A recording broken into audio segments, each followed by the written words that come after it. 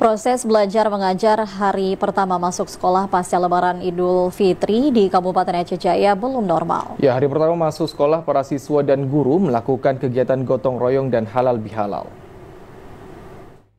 Kegiatan belajar mengajar di berbagai sekolah di Aceh Jaya kembali aktif usai berakhirnya libur bersama Idul Fitri 1445 Hijriah. Di hari pertama masuk sekolah, seluruh Dewan Guru dan pegawai menyambut kedatangan para siswa untuk kembali belajar mengajar. Untuk hari pertama sekolah, para Dewan Guru belum melakukan kegiatan belajar mengajar seperti biasanya, namun diisi dengan menggelar halal bihalal dan bersih-bersih ruang. Seperti di Sekolah Menengah Kejuruan Negeri 1 Calang, kehadiran para siswa baru mencapai 80% dari jumlah siswa keseluruhan dan selebihnya belum masuk sekolah. Untuk proses belajar mengajar diperkirakan akan aktif kembali pada hari kedua atau pada Rabu esok.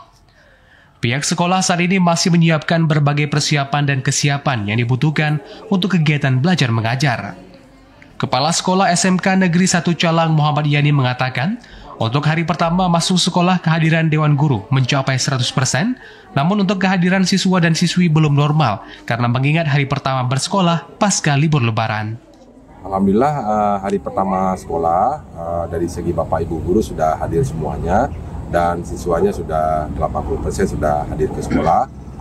Ini karena menyangkut dengan hari pertama, kita bersih-bersih ruangan dulu, nanti di jam kedua, jam 3 nanti akan masuk pembelajaran seperti biasanya demikian. Nah, nanti ini menyangkut dengan kelas 3 sudah menghadapi ujian akhir. Setelah ini kami akan mempersiapkan untuk persiapan ujian praktik dan ujian akhir sekolah untuk kelas 3.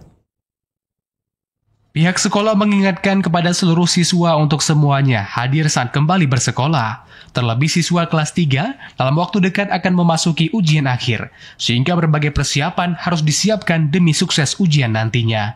Dari Aceh Jaya, Musliadi, TV Aceh melaporkan.